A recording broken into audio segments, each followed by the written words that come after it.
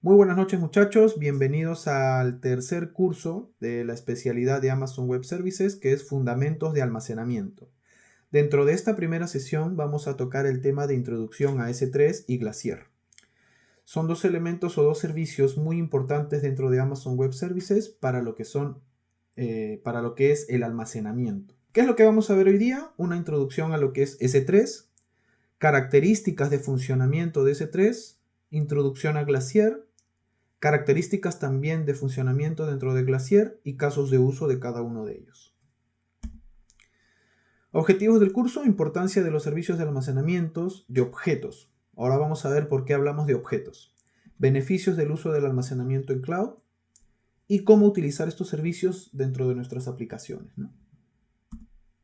Recomendaciones, las de siempre, un poco de conocimientos de AWS que ya lo vimos en los primeros cursos y también algunos conocimientos de Data Center, pero en este caso muy básicos.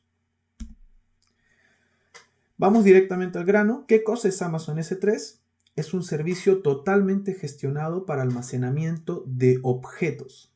Cuando hablo de almacenamiento de objetos, me estoy refiriendo a que todo lo que yo suba a este servicio se va a considerar como un objeto.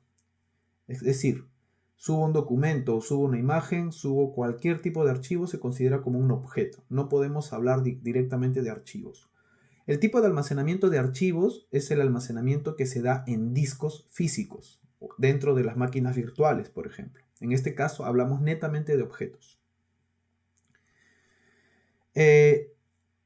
Luego también, almacenamiento de objetos virtualmente ilimitado. Si ustedes se habrán dado cuenta o habrán escuchado en algún momento, empresas tan grandes como Netflix suben absolutamente todos sus videos dentro de Amazon S3 y los distribuyen a lo largo de todo el mundo también en Amazon S3. ¿Por qué Netflix utiliza un servicio como este? Porque es escalable totalmente, soporta mucha concurrencia de usuarios y tiene un almacenamiento prácticamente ilimitado, por llamarlo de alguna manera. También tenemos acceso inmediato desde cualquier lugar. ¿Eso qué quiere decir? Que nosotros simplemente generamos un endpoint cuando subimos un documento, ya lo vamos a ver en la demostración, y lo compartimos con cualquier persona y cualquier persona va a poder ver el objeto en cualquier lugar. Y también a nivel de administración, las personas se pueden conectar a este servicio para gestionar los permisos de estos objetos. Y justamente para controlar esos permisos, tenemos controles de seguridad bastante robustos que nos van a indicar qué archivos quiero hacer públicos, como por ejemplo los archivos de mi website, o qué archivos quiero dejar privados, como mis archivos de backups, por ejemplo, ¿no? Entonces, es importante por esto, porque nos brinda todas estas características y es escalable. Helmer justamente comenta que Dropbox lo utiliza. Es cierto, Dropbox, el proveedor de almacenamiento, digamos que vende almacenamiento a los clientes directamente, utiliza S3 por detrás y hay varias empresas muy grandes que utilizan S3. S3 es la columna vertebral de Amazon Web Services. Si S3 se cae, esto influye directamente en absolutamente todos los servicios de Amazon. Esto sucedió hace algún tiempo, hace como 2 o 3 meses, pero no fue por un desastre ni por ni alguna falla dentro de los equipos, fue por un error humano y fue comentado directamente por Amazon, una persona que estaba dando mantenimiento, ¿no?, directamente sobre los buckets, que es donde se almacena la información. Por error olvidó poner un parámetro y al hacer el mantenimiento de la información dentro de los buckets, pues eliminó una gran cantidad de información en una zona de disponibilidad y evidentemente al empezar a retomar toda esa replicación de objetos que ahora vamos a comentarla, pues se comenzaron a caer diferentes servicios. ¿Qué cosa almacenamos en S3? Netamente objetos. Imaginemos que este es un objeto que está dentro de una carpeta, por ejemplo la carpeta videos, y el objeto tiene este nombre, ¿no? Bienvenidos.mp4. Y en Amazon nosotros para almacenar la información necesitamos crear buckets. Un bucket simplemente es ir a la consola, crear un repositorio, que eso sería el bucket, y ponerle un nombre. En este caso, por ejemplo, se llamaría myBucket. Toda la información se va a guardar dentro de estos buckets. Ahora imaginemos, ¿no? Una vez que el objeto ya llega al bucket, que el objeto ya llega al bucket, directamente ese archivo va a ser relacionado como un aspecto de llave valor, ¿no? La llave va a ser toda esa ruta, videos, bienvenidos MP4, y el valor que te va a devolver cuando consultes esa ruta va a ser el objeto directamente, ¿no? Ya sea la visualización o renderización de un video o la descarga de algún tipo de objeto que hayamos almacenado. Listo, esta es una pequeña demostración de cómo los objetos se van subiendo, ¿no? Cuando el objeto entra directamente al bucket, automáticamente nosotros tenemos una redundancia de esa información. Esto es importante. En clases anteriores hablamos de las zonas de disponibilidad. Y las zonas de disponibilidad son un conjunto de data centers que conforman una agrupación de estos mismos para conformar una zona de disponibilidad. Y el grupo de zonas de disponibilidad conforman una región. Entonces, miren, yo subo este objeto directamente al bucket y automáticamente comienza un proceso de replicación de este objeto. ¿Esto qué quiere decir? Este mismo objeto se va a replicar hasta 3 veces para darle una mayor durabilidad a ese objeto. ¿Listo? Entonces, ese tema es súper importante. La durabilidad, ¿a qué se refiere? ¿Qué pasa si una de estas copias que se van generando de manera automática se corrompe? Pues tengo otras 2 copias y se puede regenerar en base a esas 2 copias una nueva tercera copia y mantener la durabilidad del objeto en un mayor índice, ¿no? Ahora vamos a ver algunos detalles de cómo trabaja esto. Otra cosa y otra característica importantísima de lo que es S3 es que está completamente diseñado para escalar. ¿Eso qué quiere decir? Miren, yo voy subiendo diferentes cantidades de archivos, ¿no? Y eso no, va a seguir trabajando con el mismo rendimiento sin ningún problema. Inclusive, si toda esa cantidad de archivos comienza a crecer y a crecer, puede ser que también mis usuarios comiencen a crecer, ¿cierto? Todo eso lo puede soportar S3 sin ningún inconveniente. Cosas un poco más avanzadas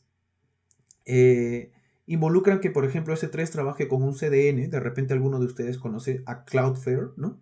Que es un servicio de CDN para poner en caché toda la información estática. Amazon tiene su propio servicio, que es CloudFront, que no lo vamos a tocar, pero que también te ayuda a poner en caché esta información para que sea descargada de manera más eficiente ante grandes cargas de usuarios. Pero S3 de por sí ya puede soportar una carga muy alta. Aprovechamos para responder a Pablo Rojas. Pregunta si es similar a un servicio de FTP. Si lo queremos ver con el funcionamiento, pues sí, es un servicio FTP, pero hay unas grandes diferencias entre S3 y un servicio de FTP convencional. Listo. Un punto importantísimo para el tema del almacenamiento de los objetos dentro de S3 es lo siguiente. Tenemos diferentes tipos de almacenamiento. El primero es el almacenamiento de tipo estándar, donde tenemos una disponibilidad de 99.99% para los objetos que estén ahí. ¿Eso qué quiere decir? Que yo tengo prácticamente 99.99% de seguridad que cuando quiera descargar esa información va a estar disponible. ¿Listo? Y para este tipo de almacenamiento estándar tiene una durabilidad de 11/9, o sea, 99.99% de durabilidad. Esto es bastante alto si se dan cuenta y es gracias a la replicación que vimos inicialmente. ¿Listo? Luego tenemos este tipo de almacenamiento, tiene un costo, por decir, pongámosle cualquier número, 10 por ejemplo. Luego tenemos objetos de acceso infrecuente. ¿Listo? Entonces estos objetos de tipo infrecuente tienen una disponibilidad un poco menor porque justamente es para guardar información tipo backup que no se va a utilizar mucho con mucha frecuencia. Y tiene la misma durabilidad que el objeto anterior. Entonces la replicación es bastante similar, pero la disponibilidad puede tardar un poquito más, ¿no? Y cuesta, evidentemente, este tipo de almacenamiento cuesta un poco menos por almacenar la información, pero un poco más por recuperar esa información. Luego hay un nuevo tipo de almacenamiento que salió hace poco tiempo, que es el de acceso infrecuente de una sola zona. Y si se dan cuenta dentro de las características, ¿esto qué implica? El almacenamiento estándar tiene esa replicación como vimos inicialmente, ¿no? En 3 lugares diferentes. Y eso normalmente está por defecto, según lo que pregunta Helmer, por ejemplo. Si nosotros queremos variar esto y queremos pagar más y yo sé que voy a guardar netamente backups, utilizo acceso infrecuente, ¿no? Y acceso infrecuente me cobra mucho menos por el almacenamiento, pero un poquito más por la descarga de esa información. Y a raíz de eso, para abaratar más los costos aún, apareció el acceso infrecuente de una sola zona. ¿Eso qué quiere decir? Que tiene menor replicación para la información, por lo cual cuesta más barato. Entonces, si se dan cuenta, en el gráfico indica disponibilidad 99.5%. ¿Listo? Entonces, tenemos menor disponibilidad, pero la durabilidad sigue siendo la misma. ¿Listo? Y luego tenemos el último tipo de almacenamiento, que es bastante económico y de redundancia reducida. Aquí la replicación se reduce prácticamente a nada, simplemente hay una sola copia del objeto, y si se corrompe, que es bastante complicado, igual podría pasar, pues perderíamos el objeto, ¿no? Tendríamos que tener alguna forma de regenerarlo. Y justamente esa es una de las cosas que se adecúan idealmente para este tipo de almacenamiento de redundancia reducida. Por ejemplo, ¿qué almacenaría en redundancia reducida? Logs, ¿no? O por ejemplo, ustedes que trabajan con desarrollo de aplicaciones, alguna vez han tenido que renderizar imágenes y transformarla en diferentes tamaños, pues la imagen principal la guardaría en almacenamiento tipo estándar y las copias o las imágenes que yo he generado las guardaría en redundancia reducida. ¿Por qué? Porque yo puedo replicarlas en base a la copia inicial o a la imagen original. Entonces hay que considerar, de acuerdo a cada uno de los detalles, cómo voy a trabajar con estos tipos de almacenamiento. Otro punto importante, acceso desde cualquier lugar. ¿Qué formas de almacenamiento o qué formas de acceso puedo tener directamente para el servicio de S3? Puedo acceder a través de la consola de administración, es lo que vamos a hacer en la demostración. Puedo acceder a través de la línea de comandos. ¿Okay? Eso es un tema un poquito más avanzado, pero se puede acceder a través de la línea de comandos. Y también podemos acceder a través de los SDKs. ¿Okay? Amazon tiene diferentes SDKs para trabajar y para conectarse a la información, ¿no? Pueden ser SDKs de Java, de Python, de JavaScript, etc.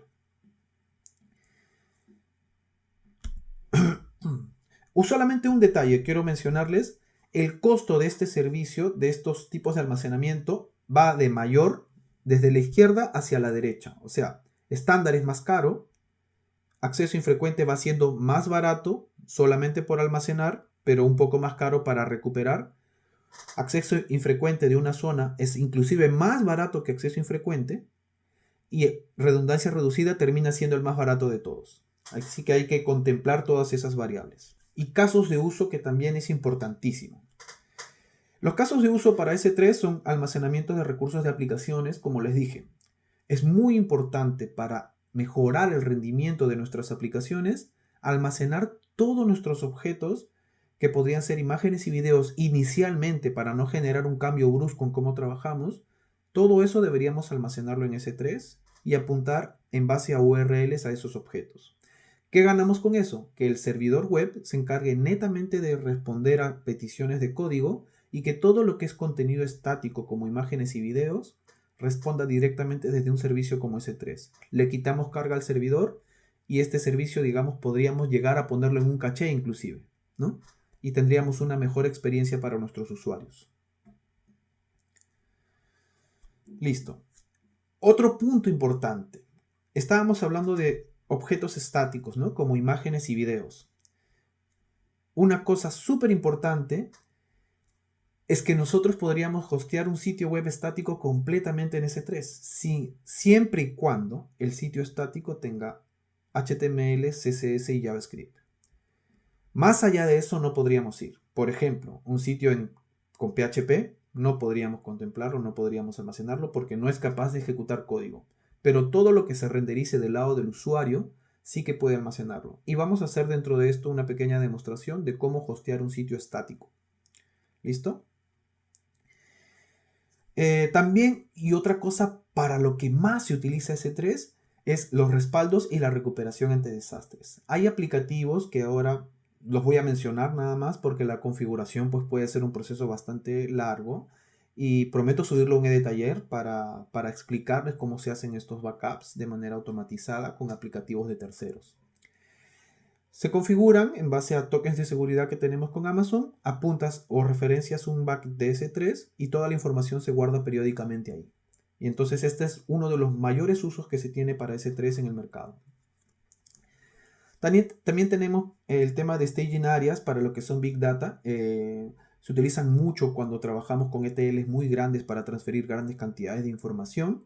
y S3 sirve, digamos, como el origen de esos flujos de datos, ¿no? Y también a veces como el resultado final donde se almacena la información, y con esto finalmente pues se tiene algo tan grande y poderoso como un data lake directamente en S3 también, para que vean un poco la magnitud de lo que representa S3 dentro del cloud.